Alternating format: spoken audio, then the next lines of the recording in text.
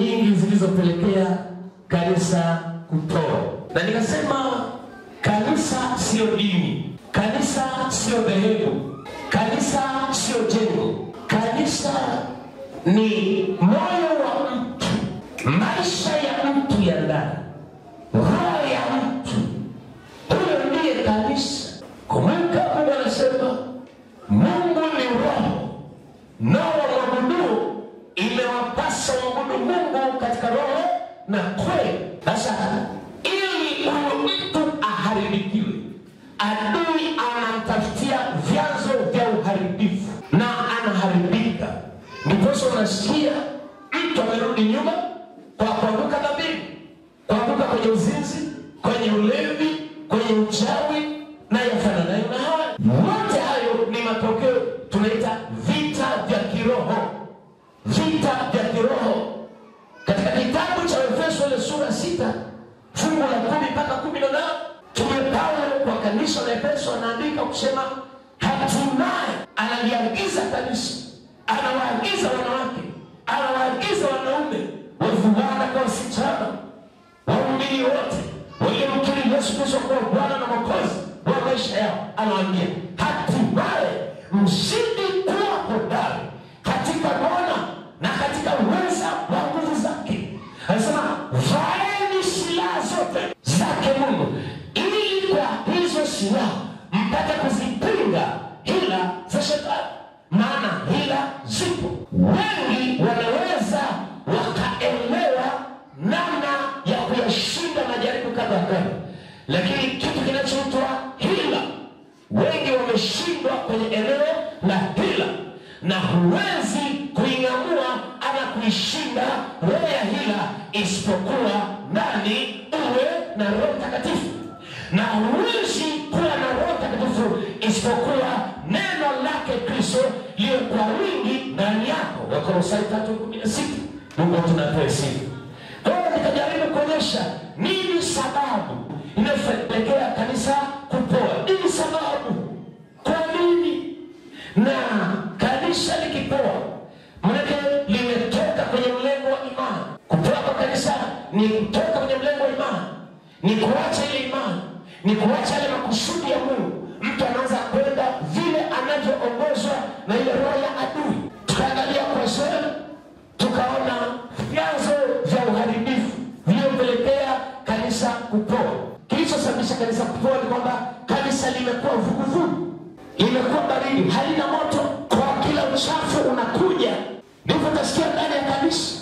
Kwa mchungaji wa viwango kama huyu, mimi najijua, nahubiri kwa viwango, nafundisha kwa viwango. Maana ole wangu nisipohubiri injili ya kweli, nisije nikawa mhubiri wengine mwenyewe baba kukatalia.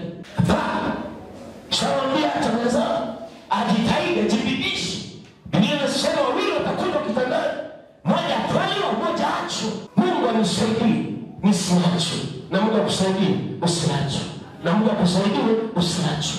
Yesu akusaidie. Kupoa ni matokeo kwamba kanisa limekuwa vuguvugu. Tunaruhusu dhambi zinafanyika. Tunasema Bwana, ngoja niteleze tu nijiangushe, watanitenga, baadaye watanitengua. Ni kweli tunaweza tukakutengua. Naweza nikakutengua hata leo nije kutenda, naweza nikakutengua.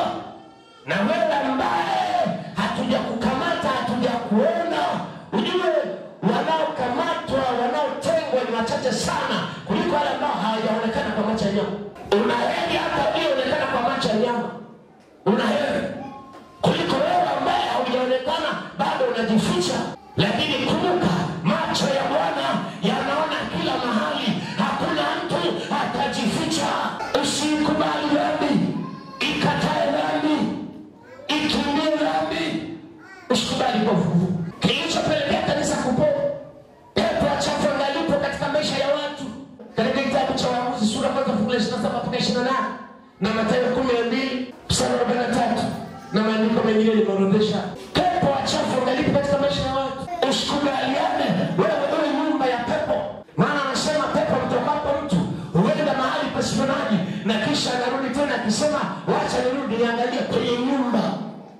Usiwe nyumba ya pepo. Kataa kuwa nyumba ya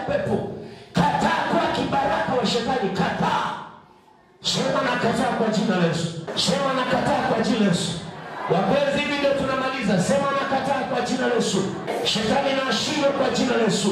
Usiwe kibaraka, usiwe nyumba ya upendo. Hata kwa kilichopelekea kanisa kutoa pepo chafu angalipo katika maisha yake. Namba 3, kilichopelekea kanisa kutoa kuendeleza mila na desturi za kipagani. Kwa lugha rahisi, kurithi. Leo watu wanaitwa kwa majina ya Kikristo, lakini ndani yao wana urithi wa mizimu, urithi wa kichawi. Na haya yamepelekea kanisa kupoa. Watu wamerithi. Kwa nini upoe? Kwa nini mkosee Mungu? Kwa sababu tu ya kurithi, kuendeleza mila na desturi za kipagani. Kwa kuwa tumezaliwa katika nyumba hiyo, kwa kuwa umelelewa katika nyumba hiyo. Sikia, kuna wengine hapa mmesomeshwa na wazazi wenu. Wazazi walikuwa wanauza pombe, gongo. Wazazi wengine walikuwa majambazi, wezi. Wazazi wengine walikuwa matapeli. Na haya. Lakini hatuwezi kumhukumu mzazi, hatuwezi kumlaani mzazi. Nani kiwango chake kwa wakati huo alikuwa hivi. Ndio maana Biblia inasemaje? Enyi watoto, watiini wazazi wenu katika Bwana, maana hii ndio haki. Kwa si kwa kuwa ulisomeshwa kwa mapato yatokanao na pombe, sasa na wewe unaendeleza kutafuta maisha kwa njia hiyo. Hapana. Na ndiposa wewe ukisharuzukiwa hii neema ya wokovu, anza kuombea hata wazazi watoke kwenye hayo. Umezaliwa kwenye nyumba ya kichawi, na ile ndio inasumbua sana. Umezaliwa kwenye familia ya kichawi, umekuwa mlishaji wa misukule, umekuwa mwendeshaji wa mafisi na manyao. Hasa baada ya kuokoka unataka kuendeleza hayo. Shule Mwanza mjini, shule ya msingi Bugarika. Wakati ule bado tunaabudia mashule. Yule bibi anatoka nyumbani na fisi, anakuja anampaki sehemu, alafu anaingia ibada. Kimaliza ibada anarudi kwenye bodaboda yake, anaondoka. Za mwizi ni 39. Jifiche tu, fanya ujulikane. Hata niwaambia unajulikana, unaeleweka. Bado tu kikombe cha hakijamwagikia. Kikimwagikia utakamatwa mazingira ambayo hukutegemea. Utakamatwa hata na wanyumbani, utakamatwa hata na wajukuu. Sasa yule bibi kaugua. Tibiwa na yule. Akasema niitieni mzengani. Katule niko mzabesi. Nikaitwa, kapewa taarifa. Kapanda orofa namba 7, hospitali ya rufaa Buganda. Kaingia, kuta pale ana hali mbaya. Akasema niombe. Asa ndani na wimbo niombe sana to. Sasa mmoja na kuombe sana to. Na ukiri kweli. Akasema ngoja kabla hujaniombe, ngoja nikwambie, ngoja nijieleze. Anaanza kueleza yale maisha ya dhambi kwenye eneo la uchawi ambayo ameshaka. Anaelezea huko hoi nifanyeje? Maana ameshakiri. Nikamwombea. Asante kwa Mungu, akapona, akarudi. Lakini siku zilizoendelea, kwa kweli mpendeza Bwana, akamvuna. Naamini kwa toba hiyo tutamkuta mbinguni sisi tukimaliza vizuri. Lakini alikuwa mchanja, hafanya vitu anadhani kwamba hajulikani. Ni kweli unaweza usijulikane na mume wako, ni kweli unaweza usijulikane wazazi, watoto usijulikane, lakini jua Mungu aonaye hata siri anaona. So acha kuendeleza mila na desturi, mambo ya kurithi. Acha. Namba 4, kinachopelekea kanisa kupoa, kanisa kuharibika. Kaongea naye kama sio jana juzi, mtumishi, unajua kuharibika sio kwa washirika tu, hata na sisi wachungaji. Nikamwambia ni kweli inawezekana. Akasema wakati tuko chuoni tunasoma, kuna hivi vitini vya masomo. Sasa kila mmoja ananunua chapati, alafu naweka kwenye meza yake. Sasa wakati wa mapumziko, mimi nikatoka, nikaacha kiti changu pale. Lakini kumbuka wote tunaosoma ni watumishi, wachungaji. Mapumziko yanaisha, kengele inalia kurudi darasani. Unajua hata chuoni watu tunapigiwa kengele. Sasa sisi kama ni kwenye chuo tu nilichopita mimi, tulikuwa tunapigiwa kengele. Sasa kana jiulize, mpaka na wachungaji tunapigiwa kengele ya kurudi darasani. Okay. Sasa nasema kengele imepigwa kurudi darasani. Na angalia kitini changu cha masomo sikioni. Nikauliza jamani kitini changu. Na hivi nilikuwa sijakiandika jina. Nikatafuta sikupata. Lakini mle kile ni chuo cha wachungaji. Chuo cha watumishi. Wanaosimama wamevaa kola wanaongea kama navyohubiri. Ila kitini kikapotea. Nani alikichukua? Kilienda wapi? Mwenye nacho anakitafuta. Hajaona. Naweza kunikwambia yuko aonaye.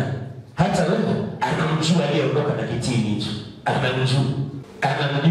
Na hivi tu ni mshauri. Rudisha kitini cha mwezi. Rudisha. Wewe una kitini gani? Mna kitini gani? Mrudishe. Tuweze naoshe tu. Mrudishe. Vitini mlivyo. Wakati Yakobo anaondoka kwa mjomba wake labda na mkewe aliyempenda aliyemtumikia miaka 14 kulipa mahari, yule dada akaondoka na nini? Na vinyago, uchawi wa baba yake.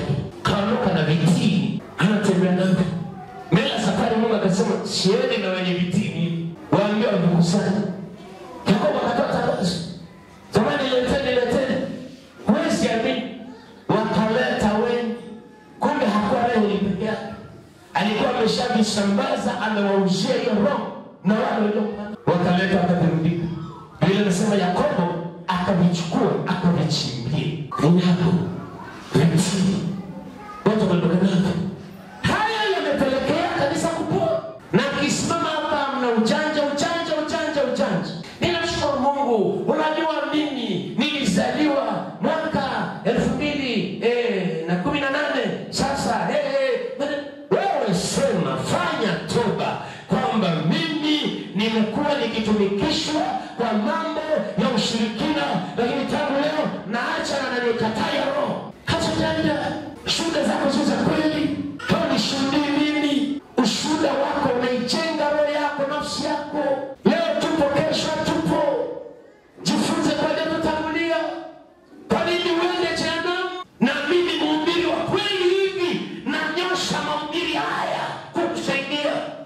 Kweli ni kuona unaandamana kwenda jehanamu na injili na mahubiri haya na kufundisha hivi. Kwani fanya nilie? Yaani unatoa sadaka vizuri hivi, unatoa zaka vizuri hivi, unanitunza hivi nilivyo. Hebu angalia nilivyo. Nimependeza.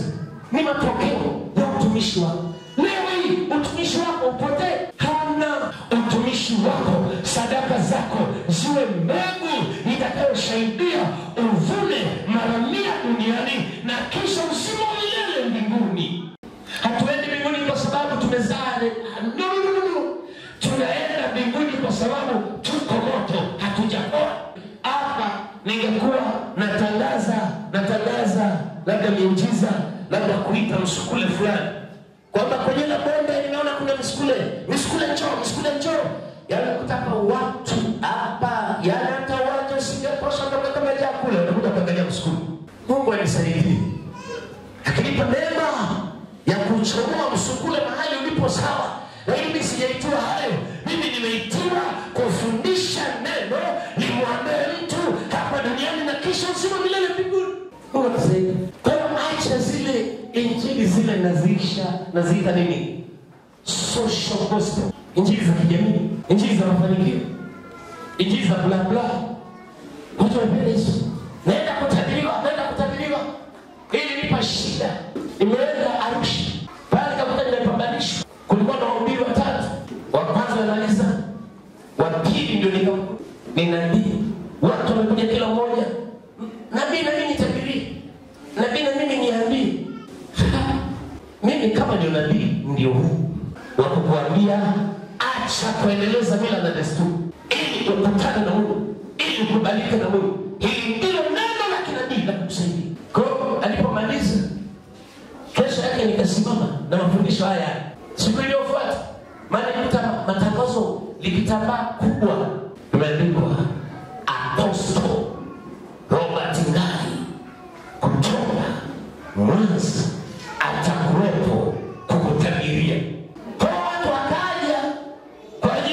Niwatabirie. Nikaliona hilo tangazo. Niko kwenye gari kubwa sana wani Arusha. Sema kumbe mimi apostol wa kwenda kutabiri. Kwa kesho ni watu walikuja wakasubiri niwatabiri, nikafundisha hivi na kufundisha. Siku iliyofuata niliwakosa maana sikutabiri. Lakini wale waliokuja hasa nampenda mzee wa siku. Wale waliokuja nikawafundisha, wakafundishika, wakawa tayari kusikia, kuelewa na kufanya.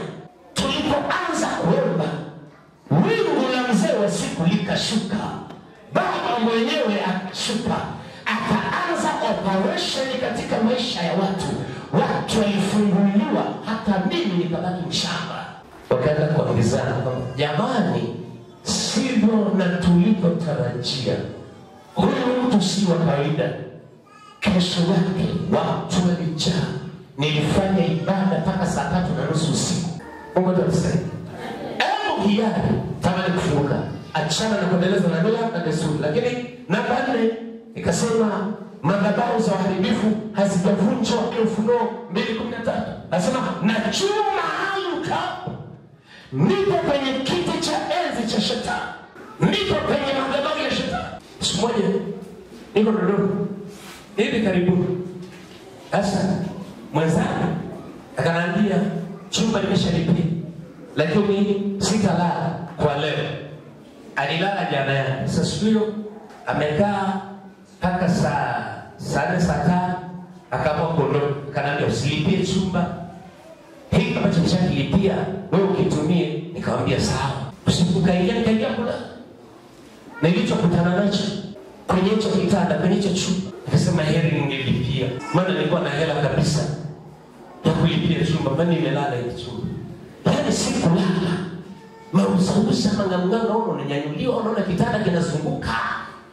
Nini tena? Nini? Alikilaambia mwenzangu. Nani mwenzangu? Simsema wewe leo tu mwenzangu. Hapo mtumishi. Madhabahu ya adui inaweza ikawa mahali popote ambapo wewe hujui, lakini Mungu anajua mahali pale ulipo.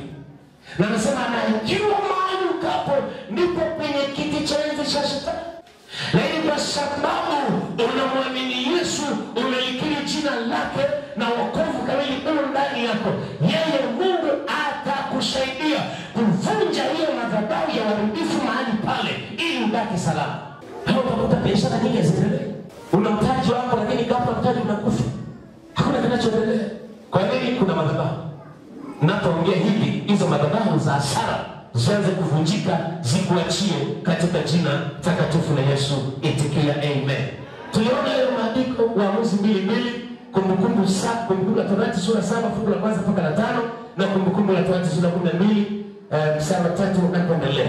Bwana Yesu na asifiwe. Kinachopelekea watu kupoa, kanisa kupoa, watu kung'ang'ania dhambi, kuing'ang'ania dhambi. Watu wanaing'ang'ania dhambi. Kitabu cha Warumi sura ya 1 mstari wa 21. Yes. Kwa sababu walipomjua Mungu hawakumtukuza kama ndiye Mungu. Walipomjua Mungu, walipomkiri Yesu Kristo kuwa Bwana na Mwokozi wa maisha yao, hawakumtukuza kama Mungu. Wala kumshukuru. Bali walipotea katika uzushi wao. Na mioyo yao yenye ujinga ikatiwa giza. Wakajinenea kuwa wenye hekima, wakapumbazika. Wakaubadili utukufu wa Mungu asiye na uharibifu kwa mfano wa sura ya binadamu aliye na uharibifu, na ya ndege, na ya wanyama, na ya vitambaavyo. Ndiyo. Kwa ajili ya hayo Mungu aliwaacha katika tamaa zao. Wewe na tamaa zao. Wewe uharibifu wao. Maana mwisho wao upo. Sasa na kitabu cha Mwanzo ile sura 6. Mungu akasema mwisho wa kila mwili umefika. Anayeng'ang'ania dhambi, mwisho wake upo. Utafutiliwa mbali. Kama kuelewa, Mungu akaruhusu gharika. Watu walikufa. Ni wangapi Biblia inasema, lakini dunia katika safina. Wote walikufa. Nini shida? Waling'ang'ania dhambi. Walionywa, walielekezwa, hawakuwa tayari kuelekea. Wakafanya kiburi kama unachofanya na leo mshiriki. Unapoelekezwa, unapong'ang'ania dhambi, unaelekezwa acha hiki unaendelea, acha hiki unaendelea. Unasema haya maisha ya kisasa bwana, maisha ya kileo, sisi na kileo, sisi na kileo. Ni kweli ni wa kileo na mmelewa. Kileo manake kilevi. Mmelewa roho ya dunia. Heri mngelewa kwa kujazwa Roho Mtakatifu. Mmelewa roho ya dunia. Mavazi tunayovaa hayampi Mungu utukufu. Mitindo yetu, wanawake misuko yetu, wanaume mavazi yetu. Hapana. Jirekebishe. Acha kuangalia. Usiende na fashion za dunia. Usiende nazo. Nenda na uongozi wa Roho Mtakatifu. Biblia inasema katika Galatia ile 5:16. Nasema basi nasema enendeni katika Roho, wala hamtazitimiza kamwe tamaa za mwili. Adui anauchochea mwili ili utamani kuyafanya ya mwili. Biblia inasema ukipenda dunia, wewe kumpenda Baba Mungu hakutakumunena moyo wako. Ni kosa kushindana, kuchukiana, kuuana, kutendeana mabaya, kumwaga damu. Watu haoni shida sababu ya roho ya dunia. Roho za mashetani ziko ndani yao. Nini shida? Kung'ang'ania dhambi. Kung'ang'ania dhambi. Wapenzi wanangu katika Kristo, using'ang'anie dhambi. Achana na dhambi. Achana na dhambi. Dhambi ni barabara ya kwenda kukuangamiza. Dhambi ni njia ya kwenda kukupoteza. Achana na dhambi. Achana na dhambi. Haya mambo ya kung'ang'ania dhambi acha. Kuishi, wewe kuishi bila dhambi inawezekana. Wewe kuishi bila uzinzi inawezekana. Tena kibiology. Mwanamke ana uwezo hata kama hajawa na Roho Mtakatifu. Mwanamke ana uwezo wa kuishi more than 10 years, zaidi ya miaka 10 bila kuguswa na wanaume. Na akakaa vizuri kabisa. Kibiolojia kwa wanawake inawezekana. Hasa kama tu kibinadamu inawezekana, je, Roho Mtakatifu akiwemo ndani bila uzinzi inawezekana? Maisha yako bila uzinzi inawezekana? Maisha yako inawezekana? Mwanaume kujaribiwa kwake na mwanamke ni vitu viwili tofauti. Mwanaume kujaribiwa kwake kuko sana kwenye macho, kisha angalia tutenda na changamoto. Lakini Roho Mungu akishakuwa ndani, Roho Mungu akishakuwa ndani anakusaidia. Mimi ni shahidi. Mimi nimeona kwenye picha la miaka kadhaa iliyopita. Kweli kujaribu unaona kabisa. Jaribu hili hapa. Lakini Roho Mtakatifu anautuliza mwili. Unatulia. Hapo anasema Mungu nakushukuru. Lakini Baba nisamehe. Nitie nguvu natamani kuendelea. Nikuishie wewe, nikutumikie wewe. Inawezekana. Kwa maisha yako bila dhambi inawezekana. Kataa using'ang'anie dhambi. Bado tunaendelea mtumishi? Ndio. Kwa ajili ya hayo Mungu aliwaacha katika tamaa za mioyo yao. Ndio. Wafuate uchafu. Hata wakavunjiana heshima media. Kwa maana walibadili kweli ya Mungu kuwa uongo. Ndio. Wakakisujudia kiumbe na kukiabudu badala ya Muumba aliyehimidiwa milele. Amina. Warumi sura kwanza mstari 21 mpaka 32. Utaona matokeo ya kung'ang'ania dhambi. Mungu anakuacha. Ndio nasema hapana Bwana. Mungu kama ananiacha bora nibaki na wazazi wangu. Bora nibaki na mume wangu. Bora nibaki na ukoo wangu. Mimi nasema bora ubaki na Mungu. Tunaweza Bwana anasema baba yangu na mama yangu wameniacha, lakini Bwana atanikaribisha kwake. Bwana Yesu asifiwe. Kwa haya na mengine mengi yamepelekea kanisa kupoa. Usiwe miongoni mwa wanaopoa. Usiwe miongoni mwa wanaopoa. Sema Mungu nisaidie. Sema Mungu nisaidie. Katika jina la Yesu. Roho ya kunifanya nipoe. Roho ya kunifanya nipoe. Itoke ndani yangu. Itoke ndani yangu. Iniachie. Kuanzia leo. Mimi niwe moto. Mimi niwe moto. Na kwa moto wa Mungu.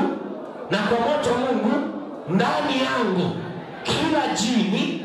Kila mzimu. Kila uchawi. Kila ugonjwa. Uteketee. Kwa jina la Yesu. Sema amen. Njia ya kulifanya kanisa. Tumeona sababu inayopelekea kanisa kupoa. Tufanyeje ili tuweze kupona? Wale askari wakamuuliza Paulo na Sila, hawezi bwana zangu, yani sasa nifanye nini ili nipate kuokoka? Sasa sisi tufanye nini ili tuweze kupona? Moja, uponyaji wa nafsi au moyo wa mtu. Uponyaji wa nafsi au moyo wa mtu ni wa muhimu sana kuliko maeneo mengine yoyote katika mwili, kwani mwili huwa una adapt, huwa unapokea, huwa unaakisi yale yaliyomo moyoni. Maana yake dhambi inayotendwa katika mwili huwa ni picha ya yale yaliyomo moyoni mwa mtu. Hivi kutokana na hali hiyo, mwili wa nje, mwili wa nje unasikia unaugua, mwili wa nje unashambuliwa. Yote hayo ni matokeo ya nafsi, matokeo ya moyo, yale ambayo yameujaza moyo. Bila nasema ya ujazayo moyo ndio yamtokayo mtu kinywani, na ndio yamtiayo mtu kwa najisi, ya ujazayo moyo. Kwa nafsi ama mioyo ya wengi imejeruhika, imeharibiwa.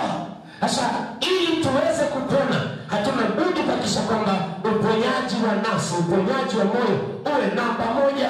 Maana ndani ya moyo ndimo inamokaa hasira, ndani ya moyo unakaa uwaji, ndani ya moyo yanakaa mawazo mabaya, ndani ya moyo yanakaa maamuzi ambayo yakitendeka kwa nje watu wanasema huyu naye mbona amefanya hivi, jamani kituko, jamani unyama.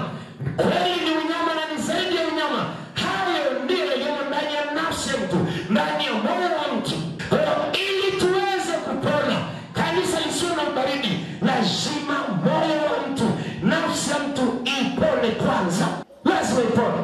Kupona kwa nafsi lazima kuambatane na toba halisi. Ili kanisa liweze kuondokana na hali ya kupoa, lazima muumini aingie kwenye toba halisi, kwenye toba ya kweli. Tumekuwa na maombi, tuseme wiki nzima leo, watu waliofanya toba halisi, lakini watu ambao mlitaka tu mchungaji waone, waumini wenzenu waone, hamjafanya toba halisi mbele za Mungu wa mbinguni. Tunataka kuchukua tabia na imani ya dini fulani kule wengine tulikotoka. Unayatenda mambo ya uovu, mambo ya kumbavu, halafu unamtafuta kiongozi wa dini, unaenda kupiga magoti kwake, unaanza kujieleza, unaanza kufanya toba kwa mtu huyo. Unaeleza tu akusaidie hatua au mbinu za kusonga mbele katika lile anguko.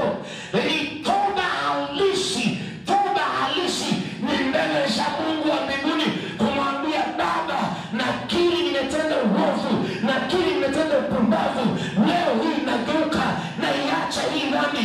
Hiyo ndiyo toba halisi. Soma Yeremia 17:9. Biblia inasema, moyo huwa mdanganyifu kuliko vitu vyote, una ugonjwa wa kuficha. Ndiyo. Ni nani awezaye kujua?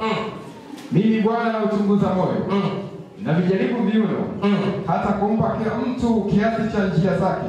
Komea hapo kwa ajili. Moyo umekudanganya, umekupelekea uishi maisha sio yako, uishi na tabia zisizo zako. Mimi sitaki moyo wa mdanganyifu. Sasa hebu fanya toba halisi. Toba halisi hugeuza hasira ya Mungu. Kama kosa lako, likubali hilo kosa. Zaburi 32:5.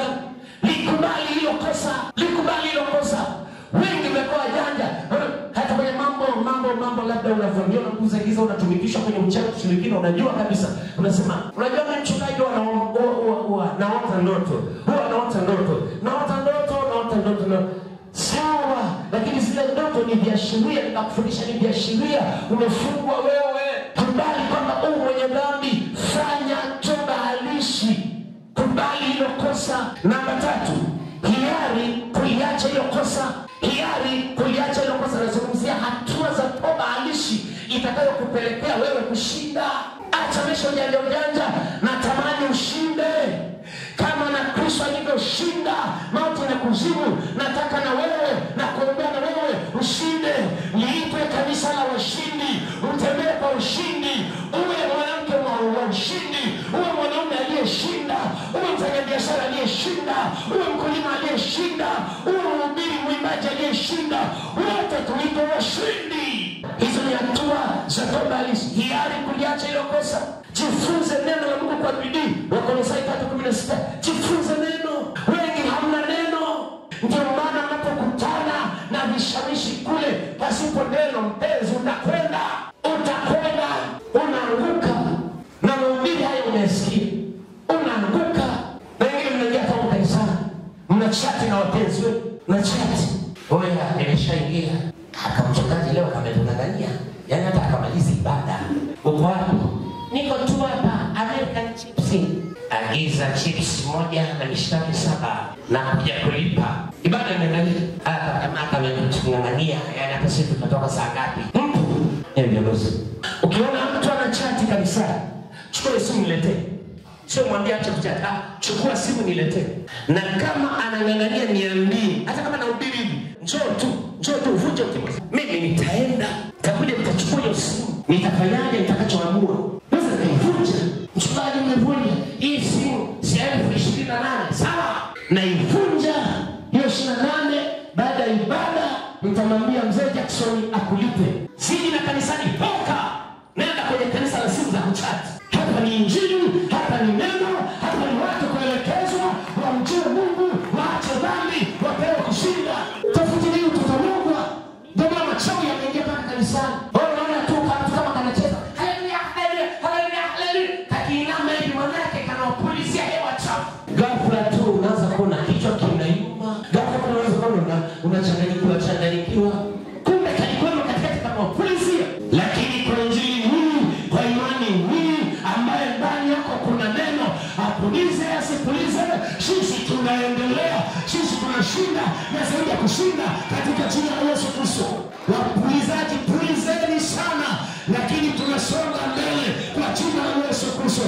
Semeni amina. Fanya toba halisi. Litendee kazi neno la Mungu. Yakobo 4:7 kama sikosei. Basi mtiini Mungu. Litendee kazi neno. Ule mwanafunzi anayeelewa. Ndio maana kuna kitu kinaitwa mitihani. Hakuna kwenda darasa la pili mpaka ufanye mitihani. Hakuna kwenda form 4 mpaka ufanye mitihani. Hakuna kwenda chuo kikuu mpaka ufanye mitihani. Na mitihani yetu inaruhusiwa kwa njia ya majaribu. Yanapokuja majaribu, shukuru Mungu kwamba Mungu asante kwa mtihani huu. Niwezeshe sasa wewe katika akili yangu itulie ili niweze kufuzu. Kisha jaribiwa tena. Jamani, haya majaribu haya. Hivi Mungu mimi ananionaje? Hivi kweli ili mimi ninaokoka au nafanya majaribio? Shukuru Mungu jaribu linapokuja. Bwana ameona vema ujaribiwe, kwa hiyo ithibitike ile nguvu ya Mungu iliyo ndani yako kwa njia ya neno, upewe kushinda na zaidi ya kushinda. Nami naomba kwa injili na kwa neno hili, ni maombi yangu Mungu akupe kushinda kwa jina la Yesu Kristo. Jaribu lolote lile, upewe kushinda. Ndio, upewe kushinda. Jaribu la wanawake linapokuja kwako mwanaume, upewe kushinda. Amekaja na tembeaje shauri yake, lakini wewe jua kushinda.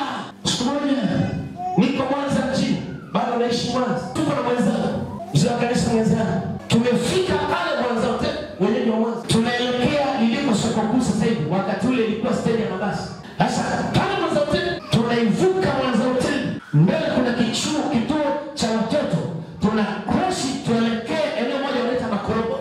Sasa kabla tujafika Makoroboi, mwenzangu nikamwambia, hawa sio wanawake. Walikuwa dada wawili. Wako mbele tukamwambia, tumishi, hawa sio wanawake. Hawa sio binadamu. Akaniambia, vipi bwana, tuongeze mwendo, tupite mbele yao. Alafu tugeuke, utaona kinachoendelea. Tukaongeza mwendo hadi tuliofikia. Hapa na hapa, ongeza mwendo hadi tufikie. Ghafla walipotea. Maeneo kabla tujafika Makoroboi. Tunaenda karibu na soko kuu lililojengwa sasa hivi. Hawa wanawake hawa pembeni. Mzee nikamshtua mzangu, unaona? Akasema, wamefikaje huko? Walifikaje huko? Nikamwambia, hili ni jaribu letu. Kwa hiyo sasa, mshangae, hawa wanawake tu wa kawaida.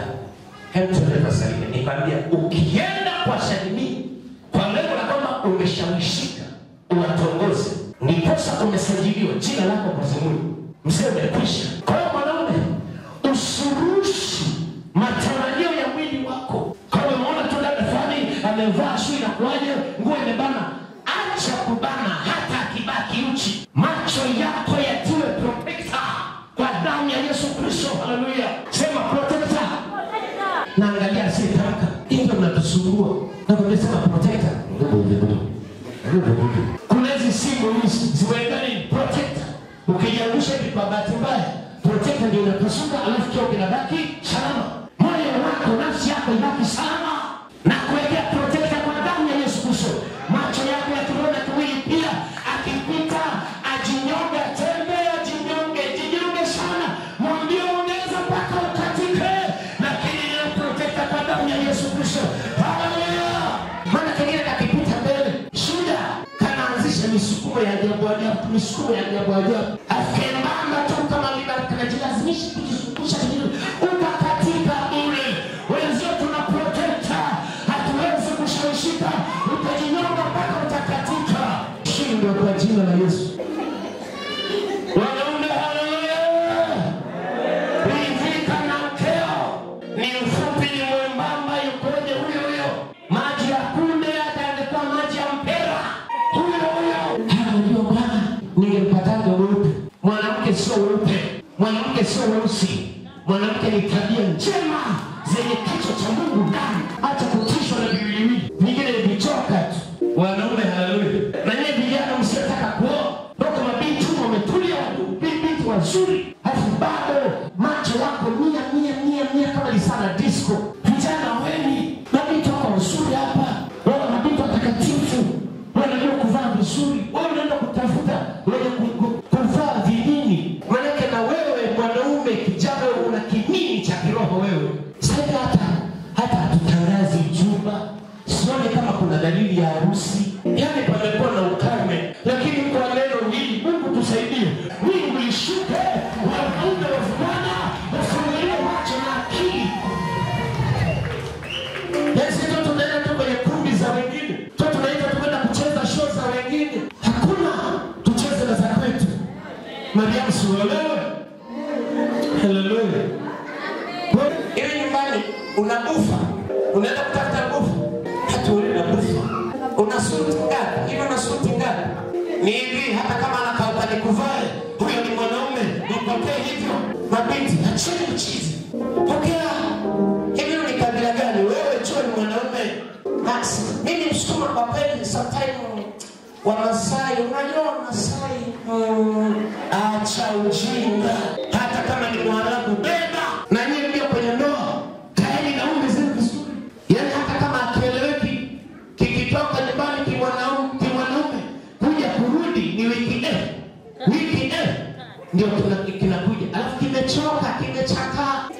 Kinakuuliza, Umeshapika nini? Sasa wiki 3 umetoroka. Alafu nakuja kuuliza umepika nini? Ungeacha ulituma nini? Isikupe shida, kachukulie hivyo. Nikachizi kako hapo. Endelea kukaombea kakapona tu. Viko vimonaume vya hivyo. Vinatesa wanawake. Lakini mwanamke unaanza kusema, yaani hapa naona nimeshafika mwisho. Hapa baba mchungaji nimeshafika mwisho. Kwa kweli hapa kama ni mbingu zinisamehe. Mbingu zikusamehe, baki na huyo chizi huyo. Tutaendelea kumwombea, na mimi ni mwombeaji wa kuombea machizi mpaka wapone kwa jina la Yesu Kristo. Na hivi natamka neno, machizi wote wa kiume nipone kwa jina la Yesu. Mama hajui matumizi. Nunua basi hata tango, peleka. Basi kama una hela, baba vitalipia tango, chukua. Peleka tango la upendo kwa mkeo. Ndoa yenyewe ilifungiwa kwenye matuta ya mihogo. Alafu bado unamtesa. Mpumbavu wewe. Oh mama, nimekupenda, nimekuzimia. Hivi hata tango kama mimi tu kwa jinsi mwili naumia. Je, mwenye watoto Mungu wa mbinguni, wanawake ni watoto wa Mungu. Ndio wanaitwa nani? Wanaitwa nani? Acha kuharakisha maneno yako hayo. Tamka vizuri. Wanawake. Maana yake watoto wake. Kwa hiyo mtu anaangalia unakaaje na mtoto wa huyo baba. Mali yenyewe hujalipa. Halafu bado unakatesa. Unajua mimi na sila, nitakunyonya macho. Hasa kama kana macho mawili unakatesa hivyo kakibaki kipofu. Lakini na wewe mwenye kunyonya macho wewe na adabu. Kiamka pamoja na uchizi wake kati mimi nimemzidi miaka 7. Yaani ni hivi, hata kama umemzidi miaka 20, ukiamka asubuhi mpe shikamoo baba, shikamoo mume wangu mpenzi, kadogo tu, kadogo kiumri, lakini kiroho kakubwa. Maana mwanaume ni kichwa cha nyumba. Acha kujihukumu, jisamehe na usamehe wengine, wasamehe waliokukosea. Acha kufunga fundo moyoni, acha. Jifunzeni kwa mimi ni mwalimu mzuri kwenye kusamehe. Mwalimu kati hapa, wale unaangalia kwenye mitandao, nimetukano, nimedhalilishwa, dunia nzima kwenye mitandao. Lakini mpaka leo sijajika. Na nikikutana naye mwenye ameanzisha haya, kwa kweli yuko juu ya umri wangu. Baba shikamoo, Bwana sifiwe. Ile nazama mfukoni kama nina nia na mnunulia soda. Maisha yanaendelea. Sijatamka lolote mpaka leo. Uwezo wa kutamka ninao, sababu ya kutamka ninayo, sababu uwezo wa kufanya lolote ninao, lakini nimenyamaza kimya na linda mafuta ya Kristo ndani yangu. Samehe, achilia, dumu katika maombi. Usiache maombi, omba. Hudhuria ibada kwa bidii. Wengi mnakuja tu ibada za Jumapili, lakini ibada za katikati na huko nyumbani kula mihogo kibindio unalala. Haleluya Bwana, asante. Wa ibada na kufundisha kukusaidia uimarike, upate nguvu za kuingia mbinguni. Bwana Yesu asifiwe. Hudhuria ibada kwa bidii, halafu uwe mnyenyekevu. Acha kiburi, uwe mnyenyekevu. Hasa haya yawapo ndani yako. Haya yawapo ndani yako. Haya ni mafundisho yakiwemo ndani yako. Nguvu ya Mungu itakuwa tayari kwako wewe kukuwezesha kuvunja madhabahu za kichawi kwa jina la Yesu. Utazivunja madhabahu za kichawi kwa jina la Yesu. Hata sasa sema katika jina la Yesu. Kila aina ya madhabahu iliyokamata ufahamu wangu, iliyokamata roho yangu, iliyokamata nafsi yangu, iliyokamata mwili wangu, kwa jina la Yesu, hiyo madhabahu naivunja leo, naivunja leo. Madhabahu ya kichawi inayopelekea kuota ndoto mbaya, kuota ninakula vyakula, kuota ninakula nyama, kwa jina la Yesu, viinilishe vya nguvu za giza zilizopanda ndani yangu mchana wa leo, ninazivunja kwa jina la Yesu.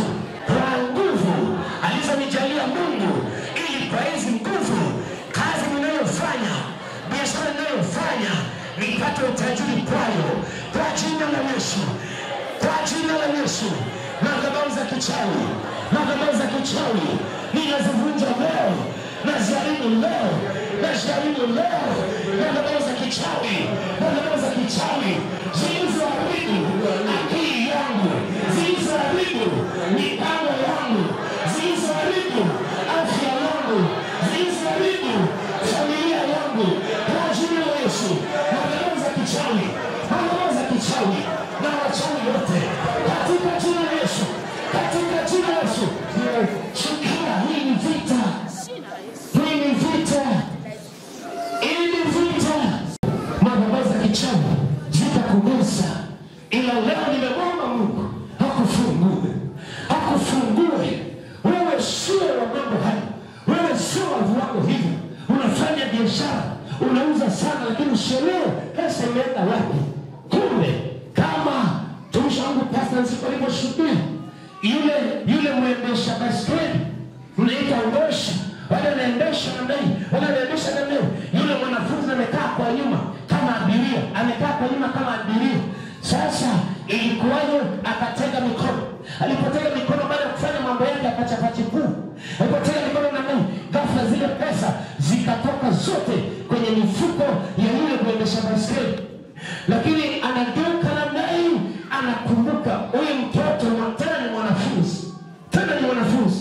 Anasema hapana, yule ndugu anaenda mpaka kwa mwalimu, anasema nimembeba mtoto wa shule hii, pesa haipo, pesa yeye ndiye niliyembeba. Huku na kule mwalimu akakaita, kukaita utisha, Mungu akakamata, akasema ni kweli, ni kweli, ni mchezo wangu, ni kweli, nimekuwa nikifanya hivyo, nimewaibia wengi, ni kweli. Huwa nikitega tu mikono na pesa zinatoka, zikishatoka hizo pesa mimi naenda kwenye choo, naenda nazidumukiza, nachukua maji na flashi, zikienda hivi kule nyumbani, bibi anazidaka, maisha yanaendelea. Tunaishi hivyo shuleni. Mwalimu huyu hapa kashukia juzi, mara ngapi mbele. Ndio maana uchumi ya ukumi maendeleo hamna. Ulipoweka msingi mpaka ule msingi umepasuka umeota nyasi. Ukinunua nguo unaivaa mara moja, msumari unachoka. Mara nguo ni hivi. Madhabahu zote za kichawi na zinapasua, zinapasuka, na kuna mtu anachomoka, na kuna mtu anachomoka. Ukisoma kitabu cha Mathayo ile sura 27, inasema siku hiyo pazia la hekalu lilipasuka, miamba ikavunjika.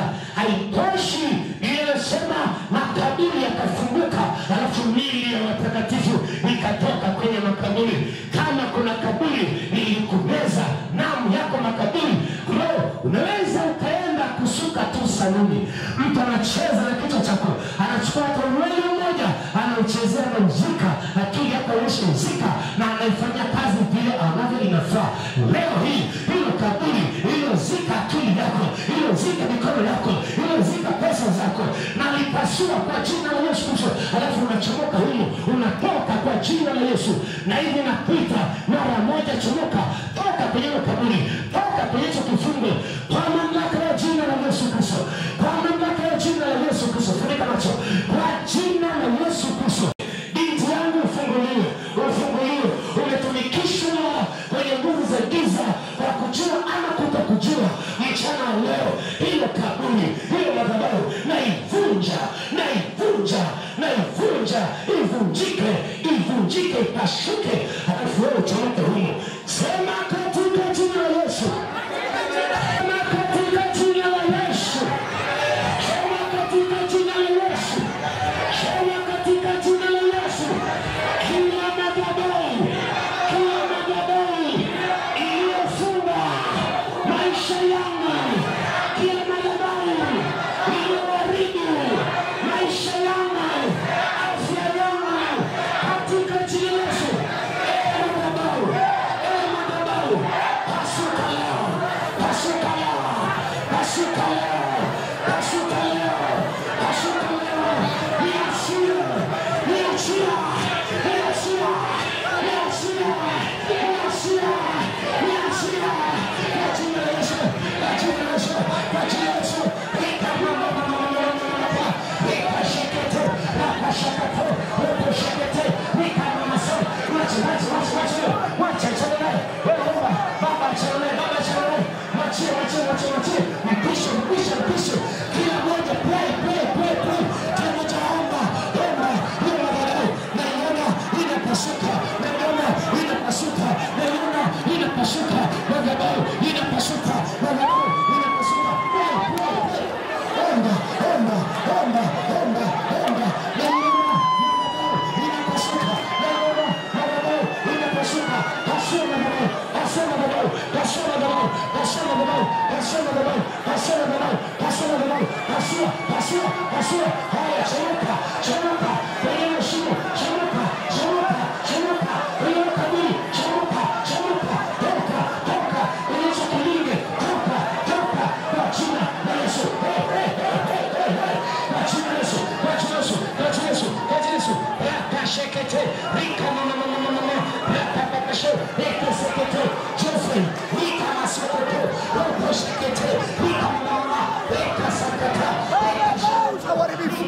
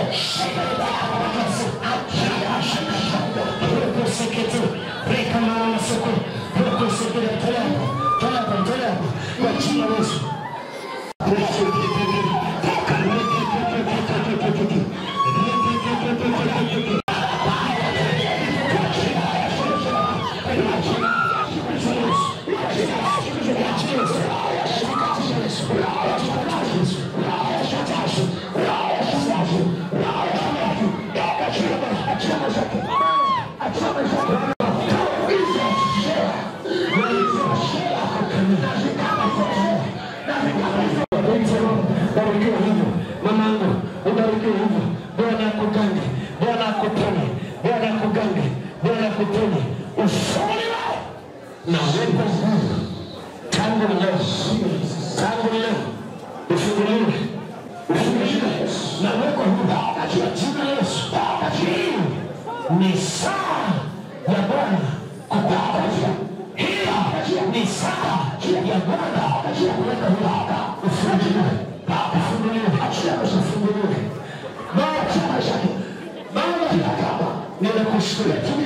Tumeacha majina hapa, tumeacha familia zetu, tumeacha kazi zetu, tumeacha biashara zetu, tumekuja mahali hapa ili kufunguliwe na tumekuja mahali hapa ili kushukuru.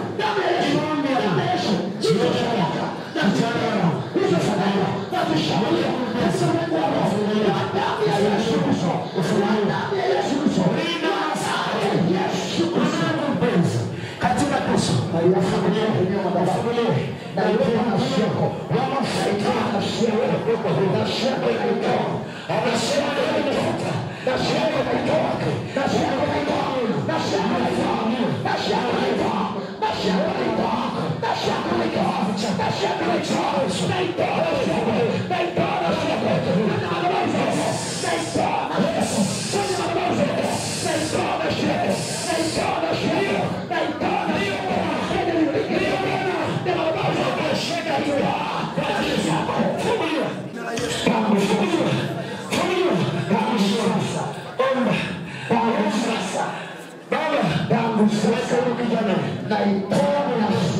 nimekukomboa kwa damu ya Yesu, nimekukomboa kwa jina la Yesu. Tangu leo unashinda Yesu, komboa hivi kwa damu ya Yesu. Uweke huru mwanangu, uweke huru mwanangu, yatosha ili kusikia, yatosha, yatosha. Yes, hiyo inawacha, inawacha, chemuka, toka jina la Yesu Kristo, uchione huo, toka, funguliwa, wekwe huru kwa jina la Yesu, funguliwa leo, wekwe huru. Naomba hivi kwa mamlaka kwa jina la Yesu Kristo. Baba, ninakushukuru umenisikia na umeshatenda haya na uzidi kutenda kwa utukufu wako, kwa uweza wako, kwa jina la Yesu, kwa jina la Yesu nakubariki, kwa jina la Yesu nakubariki kwa mafuta haya. Kila roho ya kuzimu ndani yako imeshaondoka, kila roho iliyokusudia maneno yaliyonenea na kukuharibu katika jina la Yesu, kwa jina la Yesu, walioiba mfano wako, walioiba mfano wako, tunaondosha leo kwa jina la Yesu. Hiyo madhabahu inaipasua, hiyo madhabahu inaipasua, hiyo madhabahu inaipasua, hiyo madhabahu inaipasua kwa damu ya Yesu. Weke roho kwa jina la Yesu. Yes, sana hiyo piga kwa jina la Yesu, piga hiyo, piga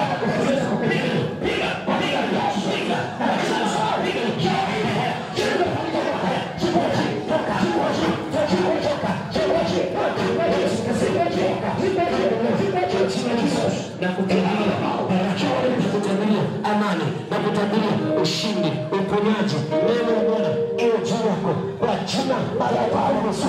Haya ni mafuta kwa ajili yako, kwa jina la Yesu, kwa jina la Yesu, kwa jina la Yesu, kwa mafuta ya baraka, mafuta ya neema, mafuta ya baraka, ushindi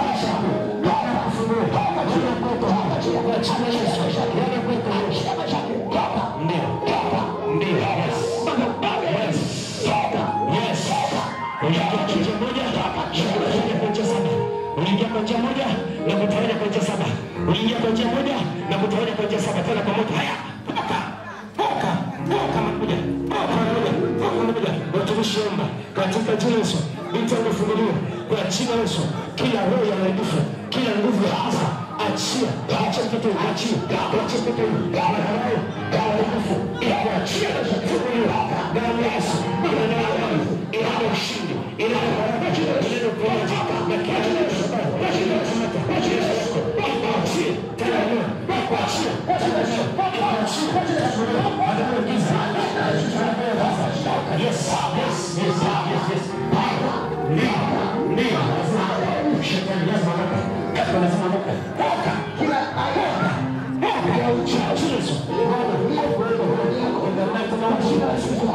ukuache tangu sasa, ukuachie tangu sasa kwa jina la Yesu. Na wewe ufunguliwe katika jina la Yesu. Thank you Lord Jesus. Katika jina la Yesu Kristo. Katika jina la Yesu Kristo. Mtoto na kufungua kwa jina la Yesu.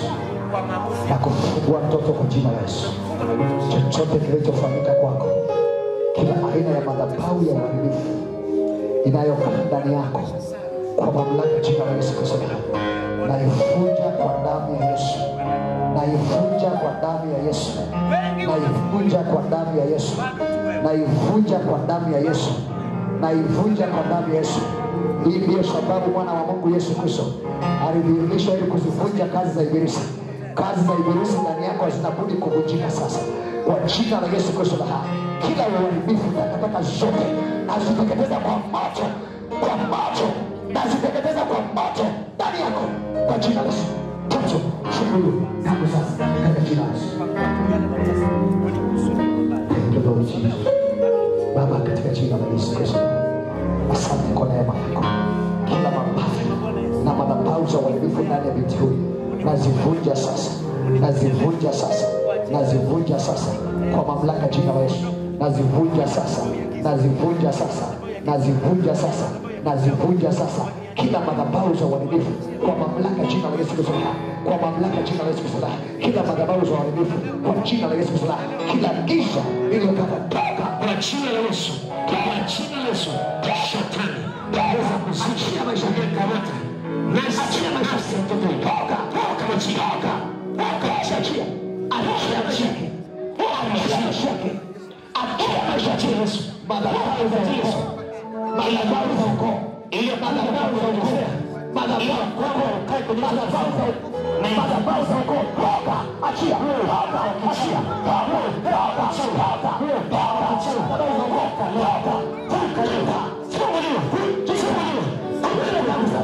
yes, yes, yes, ndio, ndio, yes, yes, ni wakati Mungu anafunguliwa leo, anafunguliwa leo, anafunguliwa leo.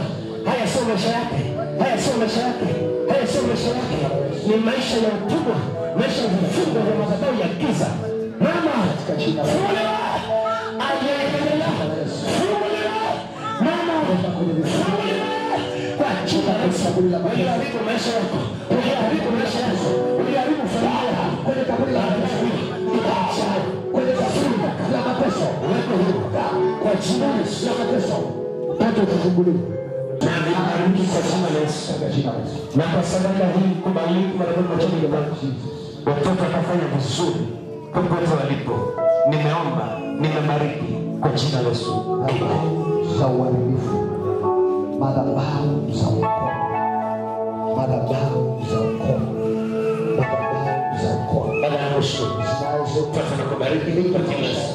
Tunakubariki kwa jina la Yesu. Tunakubariki kwa jina la Yesu. Na uwe baraka kwa Yesu Kristo. Uwe baraka sasa.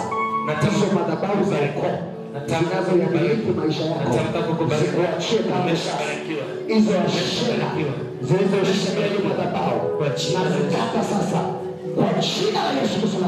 Wewe funguliwe kwa jina la Yesu, funguliwe kila funguliwe, uwe sharata tangu sasa. Madhabahu ya Yesu kwa jina la Yesu tangu leo, wewe unataka kubariki, wewe kwa jina la Yesu, wewe unaawishi, wewe unabariki, wewe unanyama kwa jina la Mungu na nchi. Kubariki kwa kupigania katika jina la Afrika sawa za baraka yake. Inaharibu kwa jina la Yesu. Tunataka madhabahu za baraka zinazoondoa Afrika ambazo aina ya madhabahu kwa jina la Yesu. Kwa kubariki nataka kubariki na kushukuru kwa neema yako. Kwa shukrani mtoto huyu sasa fungua sasa katika jina la Yesu. Na kubariki yake na ifungua na kupaisha yake na yafungua. Baba sana kwa shida za kila aina ya madhabahu kubariki ndani yake na yevunja sasa. Kwa asimamo kama katika Yesu Kristo na ushauri kila giza na wajifunze ndani yako katika jina la Yesu. Ndio Bwana, ndio Bwana, ninasema ndio, ninasema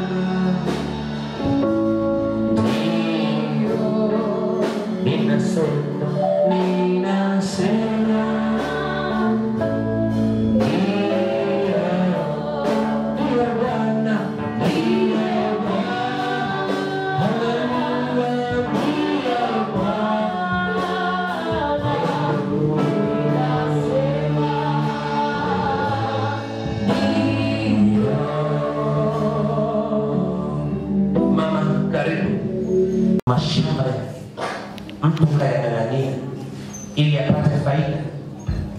Mungu, katika jina la Yesu, wale binti za Selofehadi, kitabu cha Hesabu sura 27 fungu la kwanza mpaka la 5, wakamwambia Musa, tunataka haki yetu, haki ya urithi wa baba yetu.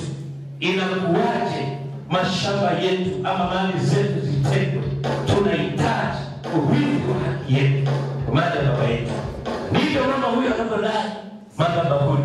Nami Bwana siwezi kasema aende mahakama kuu au aende mahakama gani, bali wewe ndiye hakimu wa mwanzo na mwisho.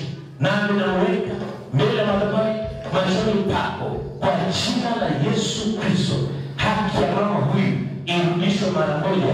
Imeandikwa, ameneza mali nyingi, lakini atazitapika kwa jina la Yesu.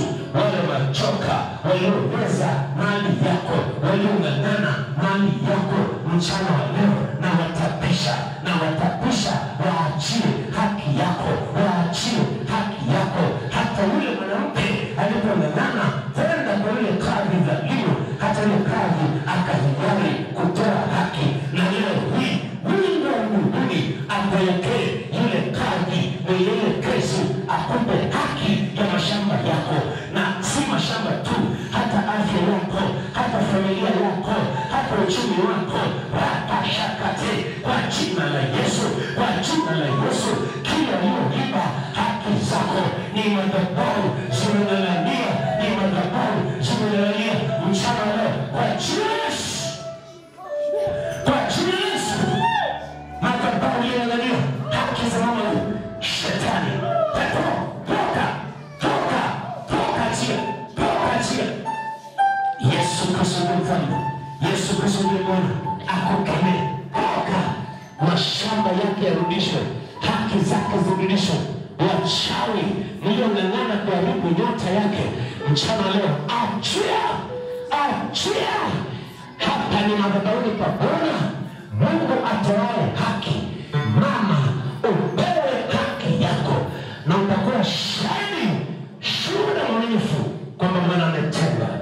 Mungu uliyewajibu wengi kwa madhabahu hii, mama huyu naye leo amepewa, amerudishiwa haki zake, mashamba yake amerudishiwa.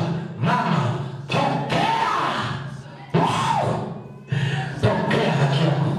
pokea haki yako. Nami nimeomba, nimeamini, umerudishiwa, unapokea haki zako zote za kiroho na kimwili, katika jina la Baba, Mwana na Roho Mtakatifu. Imekuwa.